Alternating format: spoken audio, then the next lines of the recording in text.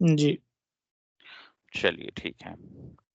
تو آج کا جو سبق ہے جس کی ہم دہرائی کر رہے ہیں اس میں وقف کی تعریف اور تقسیم وغیرہ کا بیان ہوگا. پہلے مختصر کچھ چیزیں، جیسے قاری پڑھتے پڑھتے ٹھہر جائے تو اس کی 4 صورتیں ہیں. اگر صرف انقطاع صوت ہے تو سکتہ ہوگا، اور اگر انقطاع نفس بھی ہے تو وقف ہوگا. ٹھیک ہے. سب سے پہلے یہ بتائیے کہ انقطاع کا کیا مطلب ہوتا ہے؟ انقطاع کا توڑ دینا. ہاں، توڑ دینا یہاں پر ہو جائے گا مان لیجیے. اور صوت کا معنی صوت کا معنی آواز حضور. صحیح ہے. تو اگر صرف انقطاع صوت ہے، یعنی اگر صرف کسی نے آواز بند کی ہے، صرف آواز کسی نے اگر توڑی ہے، ٹھیک ہے، تو اس کو کیا کہیں گے؟ تو وہ عمل سکتہ کہلائے گا، وہ سکتہ ہوگا. اور اگر آواز کے ساتھ ساتھ اگر انقطاع نفس بھی ہے، نفس مطلب نفس میں سانس. سانس، ہے نا؟ تو اگر انقطاع صوت کے ساتھ ساتھ اگر انقطاع نفس یعنی سانس بھی اگر کوئی بند کر دیتا ہے یا توڑ دیتا ہے تو وہ عمل جو ہے وقف کہلاتا ہے، تو وقف ہوگا. ٹھیک ہے. یہاں پر سکتہ اور وقف کی تعریف ہو گئی. ٹھیک ہے. اور دونوں کا فرق بھی واضح ہو گیا کہ سکتہ کس کو کہتے ہیں، اور ان کے مطلب ہے کہ وقف اور سکتہ میں کیا فرق ہے. تو سکتہ میں صرف انقطاع صوت ہوتا ہے، اور وقف میں انقطاع صوت کے ساتھ ساتھ انقطاع نفس بھی ہوتا ہے. اس کے بعد کہتے ہیں اور اگر متعلقات قراءت کی وجہ سے، ٹھیک ہے، متعلقات قراءت کی وجہ سے یعنی قراءت سے جن چیزوں کا تعلق ہے، ٹھیک ہے، ان کی وجہ سے اگر وقف میں مزید تاخیر ہوئی تو اس کو سکوت کہتے ہیں، تو وہ عمل سکوت کہلائے گا. ٹھیک ہے. اگر وقف کرنے کے بعد فوراً آگے پڑھے تو یہ وقف کہلائے گا، لیکن وقف کرنے کے بعد جو ہے کسی وجہ سے قرآن کے جو ہے متعلقات میں سے کسی وجہ سے اگر وقف کرنے کے بعد ابتدا کرنے میں تاخیر ہوئی تو اس تاخیر کو، اس کی وجہ سے اس اب وقف کو جو ہے نا وقف نہیں کہیں گے، اس کو کیا کہیں گے؟ سکوت کہیں گے.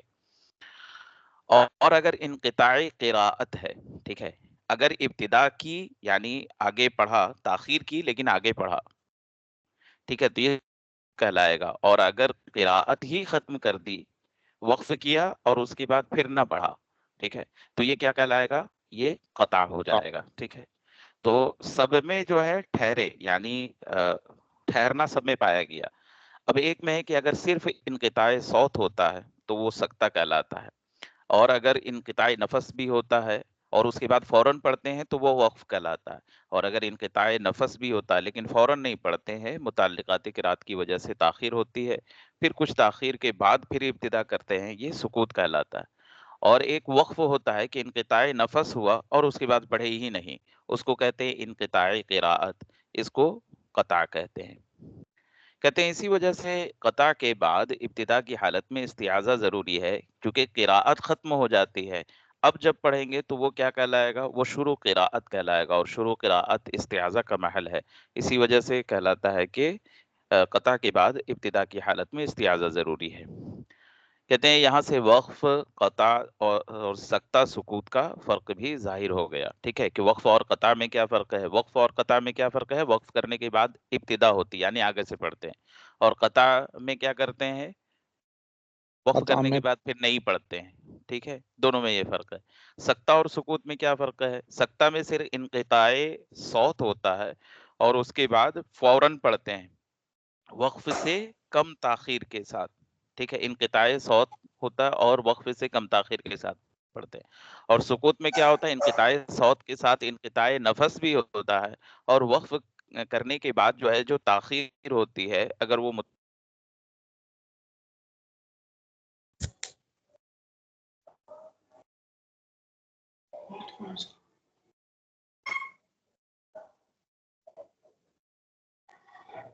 حضور آواز بہت نہیں آ رہی بالکل.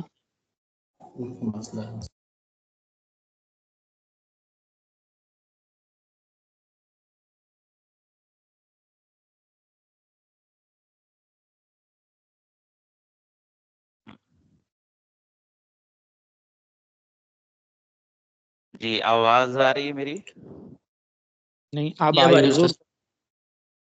ہاں ٹھیک ہے. چلیے دیکھیے، تو کہتے ہیں کہ وقف، سکتہ، سکوت، قطع، ابتدا، اعادہ، وصل، ان ساتوں کو قرہ ملحقات قراءت کہتے ہیں. ٹھیک ہے.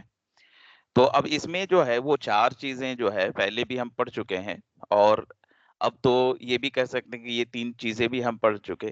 تو ان ساتوں کو، یہ تین یعنی ابتدا، اعادہ، وصل کو اگر ہم ملا دیتے ہیں کن میں؟ سکتہ، سکوت، قطع اور وقف کے ساتھ، تو یہ تعداد کل جو ہے وہ 7 کی ہو جاتی ہے. اور ان ساتوں کو قرہ کیا کہتے ہیں؟ ملحقات قراءت کہتے ہیں. کیا کہتے ہیں؟ ملحقات قراءت. ہاں. ملحق کس کو کہتے ہیں؟ جو جڑا ہوا ہو، ایک دوسرے سے منسلک ہو. ٹھیک ہے. تو اب اگر دیکھیں گے ایک طریقے سے تو وقف ہو، چاہے سکتہ ہو، قطع ہو، سب ایک دوسرے سے جو ہے نا ملتا جلتا ہے. جیسے کہ ابتدا ہے تو وقف کے بعد ہی ابتدا ہونا، تو اس کا بھی تعلق وقف سے ہی ہو گیا ایک طرح سے. اعادہ بھی وقف کرنے کے بعد ہی اعادہ کرتے ہیں. ٹھیک ہے. اور وصل جو ہے ان تمام کی وقف کی ضد ہے. ٹھیک ہے. تو اس طرح سے سب کا تعلق کس سے ہے؟ پڑھنے سے ہے، قراءت سے ہے. ٹھیک ہے. اس وجہ سے اس کو کیا کہتے ہیں؟ ملحقات قراءت کہتے ہیں. سمجھ میں آیا؟ جی جی حضرت. ہاں. تو ملحق کوئی اگر پوچھے کہ ملحقات کا مطلب کیا ہوا یا ملحق کا مطلب کیا ہوا، تو کیا بتائیں گے؟ جڑا ہوا یا ملا ہوا. ٹھیک ہے. کیا جی بتائیں گے؟ ہاں، کہ سب کا تعلق، یہاں پر آپ ذہن میں رکھیں کہ ملحقات قراءت گویا متعلقات قراءت. ٹھیک ہے. کہ سب کا تعلق جو ہے کل ملا کر کس سے ہے؟ قراءت سے ہے، تلاوت سے ہے. اس وجہ سے اس کو ملحقات قراءت کہتے ہیں. اب اس کے بعد جو ہے اب تھوڑی تفصیل دھیرے دھیرے بیان کر رہے ہیں. اس میں جو ہے ابھی جو تعریفات آپ نے پڑھی وہ بہت مختصر تھی. اب اس میں جو ہے نا تھوڑا سا اور مرچ مسالہ وغیرہ ڈال کے اس کو تھوڑا سا اور ذائقے دار بنا رہے ہیں. آگے کہتے ہیں وقف کی تعریف یہ ہے کہ سانس اور آواز توڑ کر توقف کرنا. ٹھیک ہے.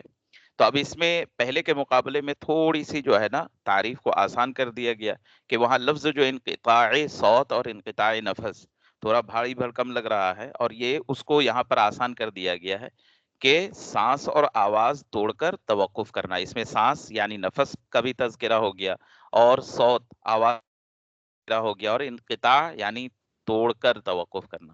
سمجھ میں آیا؟ تو وقف کی تعریف جو یاد کریں گے وہ اس میں سے یاد کریں گے، یعنی یہ والی تعریف یاد کریں گے. اگر کوئی پوچھے وقف کسے کہتے ہیں، ٹھیک ہے، وقف کی تعریف کیا ہے، تو یہی بتائیں گے. وقف کی تعریف یہ ہے کہ سانس اور آواز توڑ کر توقف کرنا. توقف کرنا یعنی ٹھہرنا.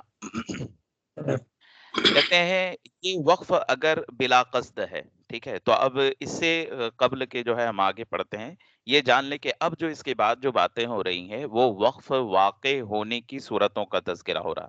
کس کا؟ وقف واقع ہونے کی صورت. ہاں. اور وقف واقع ہونے کی کتنی صورتیں ہیں؟ 4. کیا کیا ہیں؟ وقف، سکتہ، سکوت. نہیں، واقع اضطراری، ہونے کی، وقفے واقع ہونے کی. اختیاری، وقفے انتظاری، اور جی وقفے ہاں رابی. ہاں. اختیاری، اضطراری، اختباری، انتظاری، یہ 4 صورتیں ہیں وقف واقع ہونے. یعنی جب بھی وقف واقع ہوگا یا تو وہ وقف اختیاری ہوگا، یا تو اضطراری ہوگا، یا تو اختباری ہوگا، یا انتظاری ہوگا. ٹھیک ہے.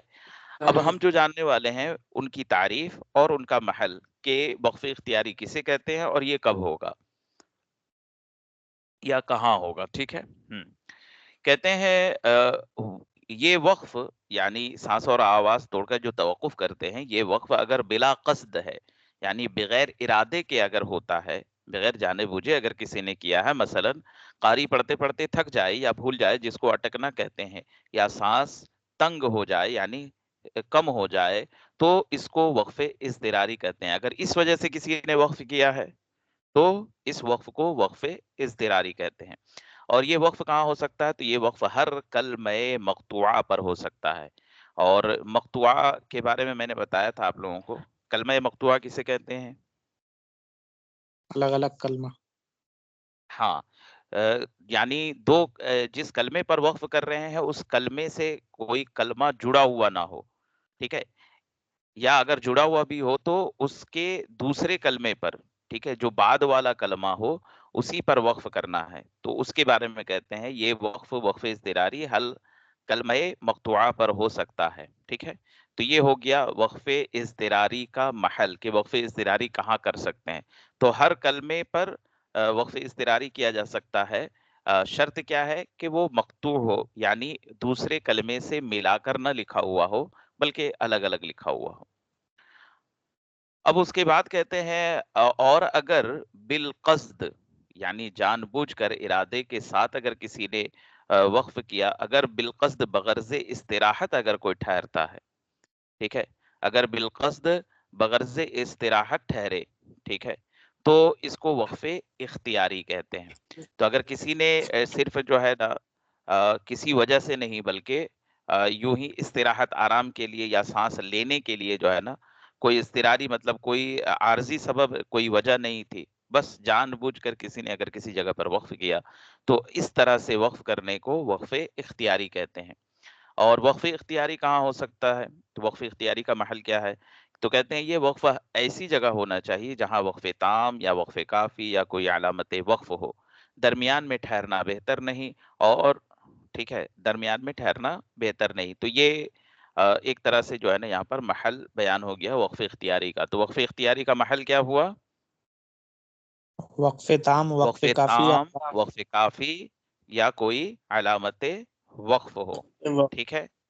ہاں، اب اس میں جو ہے نا آپ چاہیں تو اس میں جو ہے نا آیت کا بھی شمار کرا سکتے ہیں، ٹھیک ہے، لیکن چونکہ وہ وقف کا محل نہیں ہوتا، ٹھیک ہے، آیت لغرض الوقف بنایا ہی نہیں گیا، اس وجہ سے مصنف نے اس کا تذکرہ نہیں کیا۔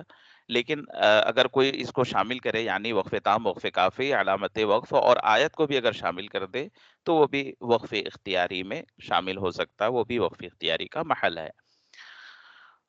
درمیان میں ٹھہرنا جو ہے کہہ رہے ہیں بہتر نہیں، ٹھیک ہے، تو اس کا خیال رکھنا ہے۔ آگے اس کے بعد تیسری جو صورت ہے، کہتے ہیں اگر اوجہ مختلفہ، اوجہ جو ہے وہ وجہ کی جمع ہے، اوجہ مختلفہ، ٹھیک ہے، یعنی اختلافی وجہیں۔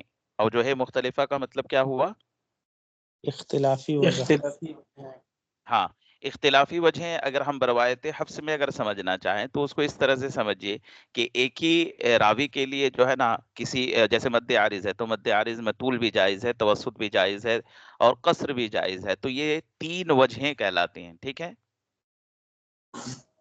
اب یہی اگر الگ الگ قاری کی طرف جو ہے نا اگر یہ تینوں وجہوں کو اگر منسوب کر دیا جائے، ایک کے نزدیک جو ہے نا مد عارض میں طول ہے، ایک کے نزدیک مد عارض میں توسط ہے، ایک کے نزدیک جو ہے مد عارض میں قصر ہے، تو اسی کو کہتے ہیں اوجہ مختلفہ۔ تو اب ہر قاری کے لیے اگر الگ الگ وجہیں ہوں گی تو ہر قاری کے لیے الگ الگ، یعنی بار بار 3 مرتبہ اگر پڑھتے ہیں تو اسی کو کہتے ہیں اختلافی وجہوں کو پڑھنا۔ تو کہتے ہیں اگر اوجہ مختلفہ کے پورا کرنے کا انتظار کسی کلمہ مختلفہ پر وقف کے بعد کیا جائے تو اس کو وقف انتظاری کہتے ہیں۔ اگر کسی کلمہ مختلفہ میں جو ہے پر وقف کر دیا گیا اور اس کے بعد کیا ہے، انتظار کیا جائے کس چیز کا، کہ تمام اختلافات جو ہیں، جو دوسرے قراء کے، دوسرے راویوں کے جو بھی اختلافات ہیں وہ پورے ہو جائیں، اس کے بعد ہم آگے پڑھیں گے، تو اس کا جو انتظار کرتے ہیں اس کی وجہ سے اس کو کیا کہتے ہیں، اس وقف کو وقف انتظاری کہتے ہیں۔ یاد رہے کہ یہ وقف کہاں ہوتا ہے اور کب ہوتا ہے، تو یہ وقف جملہ قراء کے اختلاف پورا کرنے کے وقت ہوتا ہے، یعنی صرف اگر کسی ایک راوی کے لیے پڑھ رہے ہیں یا ایک امام کے لیے پڑھ رہے ہیں، ٹھیک ہے، اور مختلف ہی وجہ نہیں ہے تو پھر اس کو وقف انتظاری نہیں کہیں گے۔ یہ وقف اسی وقت ہوگا جب ایک سے زائد راوی یا طرق یا قراء کو جمع کر کے پڑھیں گے۔ سمجھ میں آیا؟ اس کے بعد چوتھی جو صورت ہے وہ ہے اور اگر سمجھنے سمجھانے کی غرض سے کسی کلمہ پر امتحاناً وقف کیا جائے، جیسے امتحاناً کسی کلمہ محذوفہ، اگر صرف تعریف کی بات کریں تو وقف اختباری کی تعریف صرف اتنی ہی ہے کہ اگر سمجھنے سمجھانے کی غرض سے، ٹھیک ہے، سمجھنے سمجھانے کی غرض سے کسی کلمے پر امتحاناً وقف کیا جائے، ٹھیک ہے، اس نیت سے اگر وقف کرتے ہیں، ٹھیک ہے، تو اس وقف کو وقف اختباری کہتے ہیں۔ اب وہ امتحاناً کی کیا صورت ہوگی اس کی مثال بتاتے ہیں۔ جیسے امتحاناً کسی کلمہ محذوفہ کا ثابت کرنا یا ثابت اور زائد حرف کا کلمے سے حذف کرنا، یا کلمہ مقطوعہ اور موصولہ کا پہچاننا، یا کیفیت وقف کا معلوم کرنا، اس کو وقف اختباری کہتے ہیں۔ کیا کہتے ہیں؟ وقف اختباری۔ اختباری کہتے ہیں۔ تو مطلقاً ذہن میں رکھنا ہے کہ اگر کسی کلمے پر جو ہے نا کچھ سمجھنے یا دوسروں کو سمجھانے کے لیے اگر کلمے پر وقف کیا گیا ہے، اس نیت سے اگر وقف کیا گیا ہے، تو یہ وقف اختباری کہلاتا ہے۔ نہ یہ اختیاری ہے نہ اضطراری ہے، ٹھیک ہے؟ یہ کیا کہلاتا ہے؟ اور اس کا اختباری۔ تعلق جو ہے نا تعلیم و تعلم ہی سے ہوتا ہے، جب ہم سیکھنے کے لیے یا تو کرتے ہیں یا تو سکھانے کے لیے۔ اب یہ وقف کہاں ہو سکتا ہے؟ تو یہ وقف بھی جو ہے یعنی وقف اختباری ہر کلمہ مقطوعہ پر تفہیم و افہام کی غرض سے کیا جا سکتا ہے، یعنی سمجھنے اور سمجھانے کی غرض سے، سمجھنے سمجھانے کے مقصد سے جو ہے نا یہ وقف کیا جا سکتا ہے۔ تو اس طرح سے یہ چار جو ہے چار جو ہے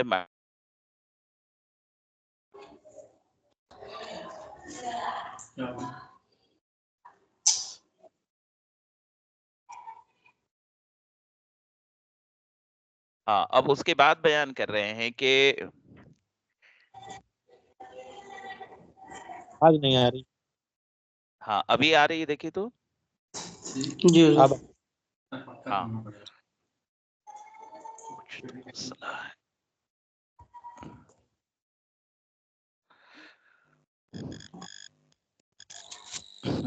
چلیے دیکھیے، تو یہ ہو گئی وقف واقع ہونے کی چار صورتیں۔ اب اس کے بعد کہتے ہیں کہ اب معلوم ہونا چاہیے کہ وقف اور سکتے میں کس قدر توقف اور تاخیر ہونی چاہیے۔ تو جو ہم ٹھہرتے ہیں تو اس میں کتنی تاخیر ہونی چاہیے؟ تو کہتے ہیں بعض قاری وقف میں بلا ضرورت بعض جگہ اس قدر توقف کرتے ہیں کہ سامع کو انتظار رہتا ہے اور یہ نہیں پتا چلتا کہ قاری نے وقف کیا ہے یا قاری نے وقف کیا ہے یا قطع۔ ایسا وقف کہتے ہیں جائز نہیں۔ لہٰذا قاری کو چاہیے کہ وقف میں اس قدر توقف کرے کہ سانس بآسانی لے سکے، ٹھیک ہے، اور سکتے میں وقف سے کچھ کم تاخیر ہوگی۔ تو اسے ہمیں دو چیزوں کا علم ہو گیا کہ سکتے میں کتنی تاخیر ہوگی اور وقف میں۔ تو وقف میں کتنی تاخیر ہوگی؟ وقف وقف میں کتنی تاخیر ہوگی کہ سانس جو ہے نا بآسانی لی جا سکے، اتنی جو ہے تاخیر کریں گے۔ اور سکتے میں کتنی تاخیر ہوگی؟ وقف سے کچھ کم۔ تو اس کو یاد رکھیے گا کہ وقف میں جو توقف ہوگی وہ کتنی ہوگی؟ کہ ایک سانس بآسانی لے سکے اتنی تاخیر ہوگی، اور سکتے میں وقف سے کچھ کم تاخیر ہوگی۔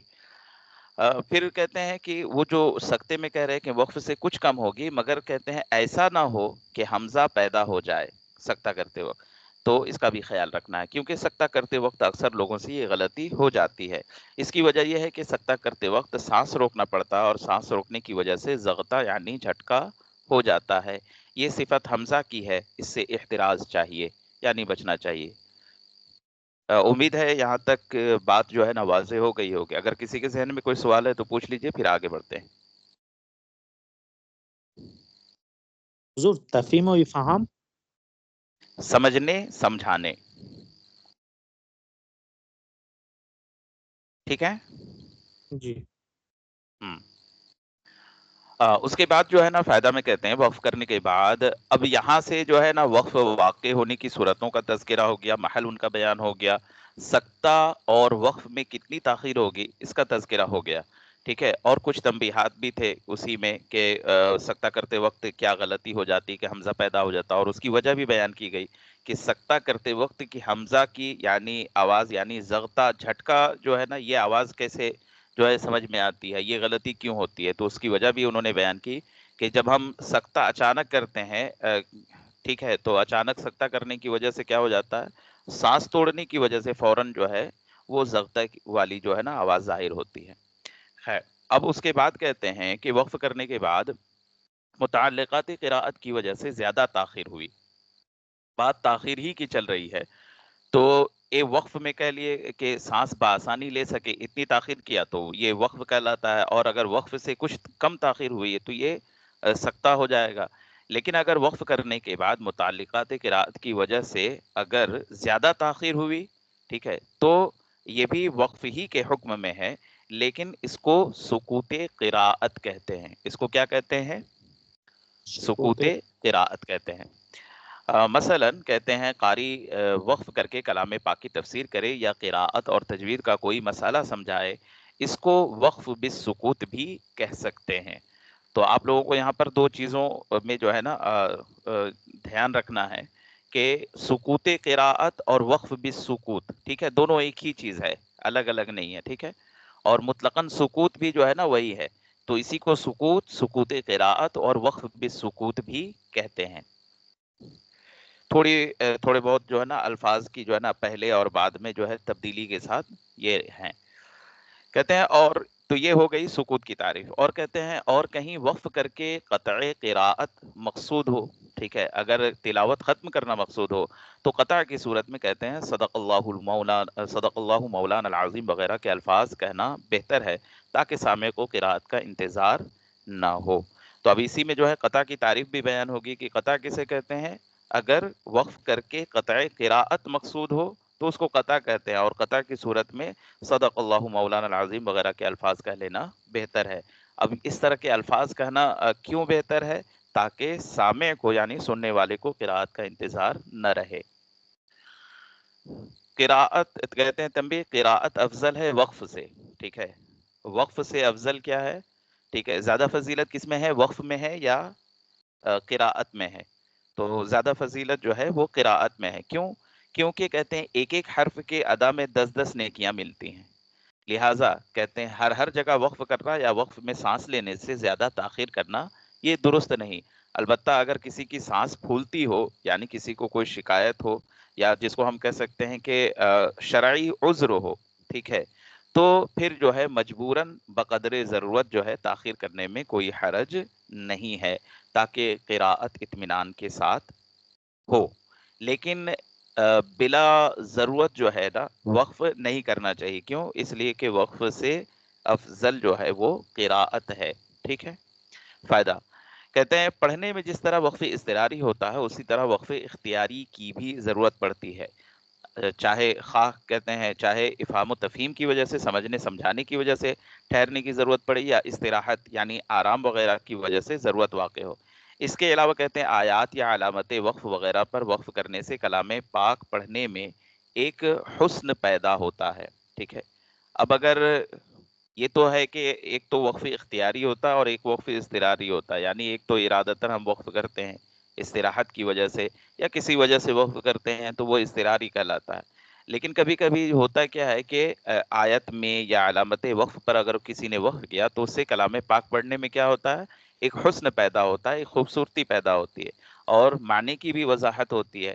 اسی وجہ سے کہتے ہیں اوقاف قرآنی کو بھی تفسیر قرآن کہا گیا ہے، ٹھیک ہے. تو اوقاف قرآنی وہی علامت وقف، آیات وغیرہ وغیرہ. کہتے ہیں اس میں شک نہیں کہ آیات اور علامات وقف اس قدر ہیں کہ ان پر وقف کرنے کا التزام کیا جائے. یعنی اگر اس میں اتنی آیتیں ہیں، علامت وقف ہے، اگر اسی میں جو ہے اگر وقف کرنے کا اہتمام، التزام یعنی اہتمام کیا جائے، ٹھیک ہے، لازم اگر کر لیا جائے، تو کہتے ہیں ان کے علاوہ درمیان میں بہت کم وقف کرنے کی ضرورت واقع ہو. لیکن کہتے ہیں کسی وقت درمیان میں بھی وقف کرنے کی حاجت ہوتی ہے. اسی وجہ سے اس کتاب میں آیات اور رموز اوقاف کے احکام بیان کرنے سے پہلے وہ قواعد وقف بھی بیان کیے جاویں گے جن کی پابندی سے غیر آیت اور غیر رموز وقف کا حال بھی معلوم ہو جائے کہ کہاں وقف ہو سکتا ہے اور کہاں نہیں. ان کا اشارہ کدھر ہے؟ محل وقف کی طرف. کدھر اشارہ ہے ان کا؟ ہاں، غیر محل رمز وقف وقف کی کی طرف. طرف. تو علامت وقف اور آیت ہو وہ تب تو مسئلہ ہی نہیں ہے. اس کا اگر کوئی اہتمام کر لے تو پھر درمیان میں ٹھہرنے کی بہت کم ضرورت واقع ہوگی. لیکن کبھی کبھی کیا ہوتا ہے کہ درمیان میں بھی وقف کرنے کی ضرورت واقع ہو جاتی ہے، ضرورت پڑ جاتی ہے.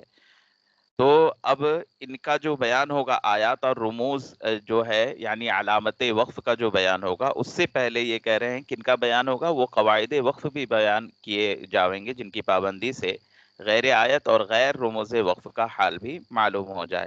یعنی رموز رمز کی جمع ہے، اور میں نے بتایا تھا رمز کا مطلب بھی علامت ہوتا ہے، اسی کی جمع جو ہے رموز ہے، علامات بھی کہہ سکتے ہیں اس کو. تو اس کہاں وقف ہو سکتا اور کہاں نہیں، یہ کیسے ہم جانیں گے؟ محل وقف میں جانیں گے، جو کہ جس کا تذکرہ علامت وقف اور جو ہے ہاں علامت وقف سے پہلے ہوگا۔ اس کے بعد کہتے ہیں کہ بعض لوگ وقف کے معنی غلط سمجھتے ہیں۔ وہ کیا سمجھتے ہیں؟ کہتے ہیں یعنی موقوف علیہ متحرک کو صرف ساکن کر دینا، ٹھیک ہے، ہر حرف موقوف علیہ متحرک اگر ہے تو اس کو اگر ساکن کر دیا تو وقف ہو گیا، ایسا لوگ سمجھتے ہیں، ٹھیک ہے۔ جیسے مثال کے طور پر بہت سارے لوگ پڑھتے ہیں الحمدللہ رب العالمین الرحمن الرحیم مالک یوم الدین، تو اس میں کیا کرتے ہیں؟ حرف موقوف علیہ کو متحرک ہے تو اس کو ساکن کرتے ہوئے جاتے ہیں۔ چنانچہ کہتے ہیں اکثر آیت پر بلا سانس اور آواز بند کیے ہوئے متحرک کو ساکن کرتے چلے جاتے ہیں، آواز نہیں بند کرتے نہ سانس توڑتے، بس متحرک حرف کو ساکن کرتے چلے جاتے ہیں۔ تو کہتے ہیں نہ یہ وقف ہوگا اور نہ سکتہ ہوگا، اس طرح پڑھنا جائز نہیں ہے۔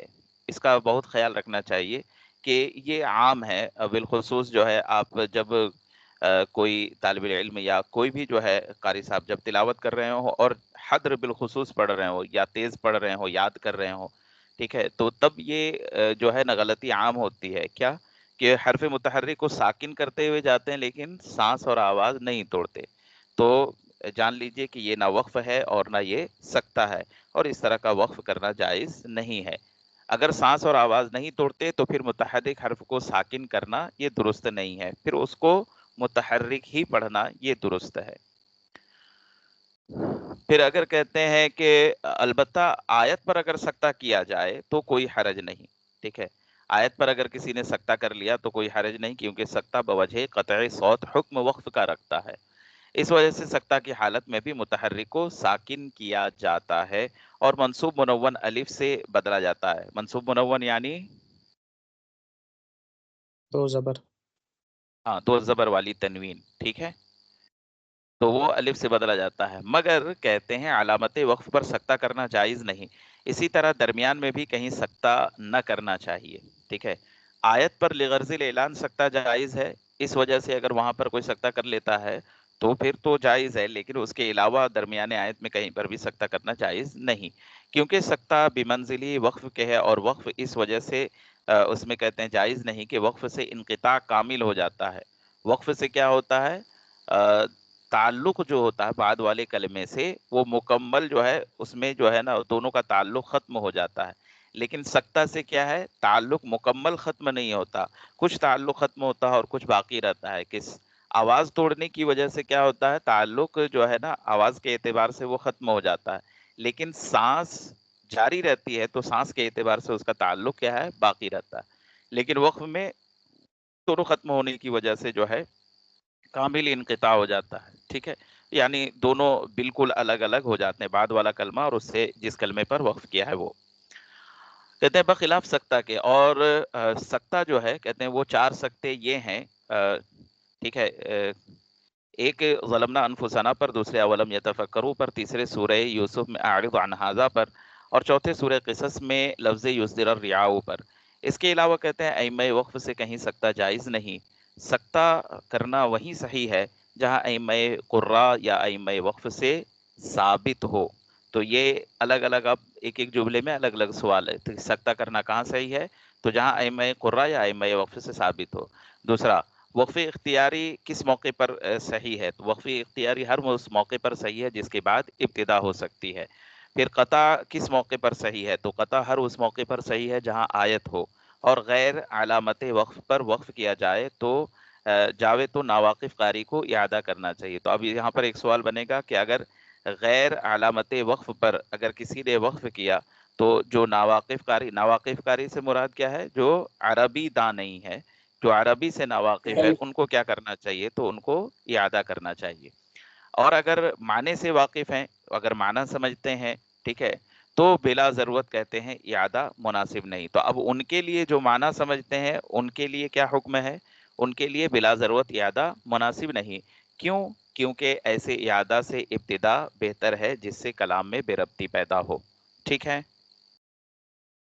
اس کے بعد جو ہے علم وقف کا موضوع ہے کلمہ اور کلام، ٹھیک ہے، اور کلمہ کیوں ہے؟ تو کلمہ جو ہے بحیثیت کیفیت وقف کے جو ہے نا آخر کلمہ سے تعلق ہے، اور محل وقف کا تعلق کس سے ہے؟ کلام سے. اس وجہ سے علم وقف کا موضوع جو ہے کلمہ بھی ہے اور کلام بھی ہے. اور غایت اس کی کیا ہے؟ صحت وقف اور وضاحت معنی ہے.